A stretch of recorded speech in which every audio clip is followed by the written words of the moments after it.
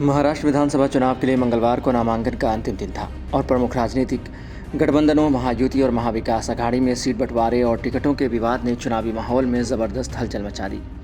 दोनों गठबंधनों के भीतर टिकट बंटवारे को लेकर कई दावेदारों की नाराजगी, सियासी समीकरणों का उलटफेर और उम्मीदवारों तक एबी फॉर्म पहुंचाने के लिए किए गए एयरलिफ्ट जैसे रोमांचक नज़ारे देखने को मिले। आइए जानते हैं इन चुनावी घटनाओं की गहराई में। महाराष्ट्र की राजनीति में गठबंधनों का अहम योगदान है और ये चुनाव भी अलग नहीं है। एनसीपी के दोनों धड़े अजीत पवार और शरद पवार महायुति में शामिल हैं, जिसमें भाजपा और शिवसेना का शिंदे गुट भी शामिल है। दूसरी ओर महाविकास अघाड़ी और गठबंधन में शिवसेना का उद्धव ठाकरे गुट, कांग्रेस और शरद पवार के एनसीपी शामिल है।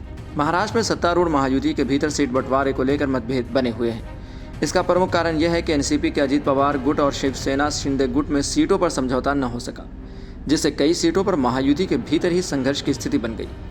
एनसीपी ने नवाब मलिक को मन खुर्द शिवाजी नगर सीट से मैदान में उतारा है, जो कि गठबंधन के तहत शिवसेना यानी शिंदे गुट को दी गई थी। नवाब मलिक के इस सीट से चुनावी मैदान में उतरने से शिवसेना और एनसीपी के बीच टकराव उत्पन्न हो गया।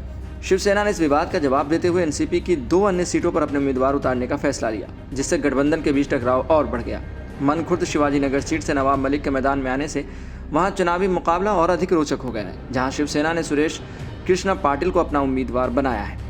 नामांकन के अंतिम दिन शिवसेना शिंदे गुट ने अपने उम्मीदवारों तक समय पर एबी फॉर्म पहुंचाने के लिए एक विशेष कदम उठाया। नासिक के डिंडोरी और देवलाली सीटों के लिए एबी फॉर्म पहुंचाने में देरी को देखते हुए पार्टी ने मुंबई से प्राइवेट जेट के जरिए एबी फॉर्म भेजने का फैसला लिया। यह मिशन पार्टी के उत्तरी महाराष्ट्र प्रभारी भाऊ साहेब चौधरी के नेतृत्व में था। नासिक के डिंडोरी सीट से धनराज महाले और देवलाली सीट से राजश्री अरिराव ने अंततः समय पर अपना नामांकन दाखिल कर लिया। इस पूरे घटनाक्रम में प्राइवेट जेट ऑपरेशन चुनावी सियासत का एक अनोखा पहलू बनकर उभरा, जिसमें शिवसेना यानी शिंदे गुट की तेजी से कार्यवाही देखने को मिली। महायुति में सीटों के बंटवारे के बाद भी स्पष्टता न होने के कारण यह स्थिति और भी जटिल होती जा रही है। शिवसेना यानी शिंदे गुट ने जिन सीटों पर अपने उम्मीदवार उतारे हैं, वे सीटें महायुति के अंतर्गत अजीत पवार की एनसीपी को दी गई थी। देवलाली सीट पर एनसीपी विधायक सरोज अहीरे ने नामांकन भरा है, जबकि डिंडोरी से नरहरी जिरवाल मैदान में है। दूसरी ओर महाविकास अघाड़ी में देवलाली सीट शिवसेना उद्धव गुट को मिली है, जिससे यहां भी त्रिकोणीय मुकाबले की संभावना बन गई है। महायुति और महाविकास अघाड़ी दोनों के भीतर टिकटों और सीटों को लेकर मतभेद उभरकर सामने आए हैं। ये चुनाव सिर्फ पार्टियों के बीच का नहीं, बल्कि उनके भीतर के संघर्ष का भी प्रतीक बन गया है।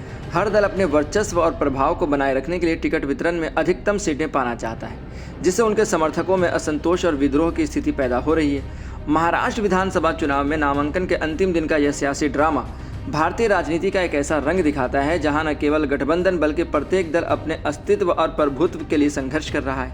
नवाब मलिक के मैदान में उतरने से लेकर एबी फॉर्म के लिए प्राइवेट जेट का इस्तेमाल और उम्मीदवारों के बीच चल रही गहमा-गहमी से यह स्पष्ट है कि इस बार का चुनावी मुकाबला हर मोर्चे पर रोमांचक और चुनौतीपूर्ण साबित होगा। आने वाले दिनों में यह देखना दिलचस्प होगा कि क्या ये गठबंधन इस तरह के आपसी टकरावों को सुलझा पाएंगे या फिर यह चुनावी राजनीतिक समीकरणों में एक नया मोड़ लेकर आएगा।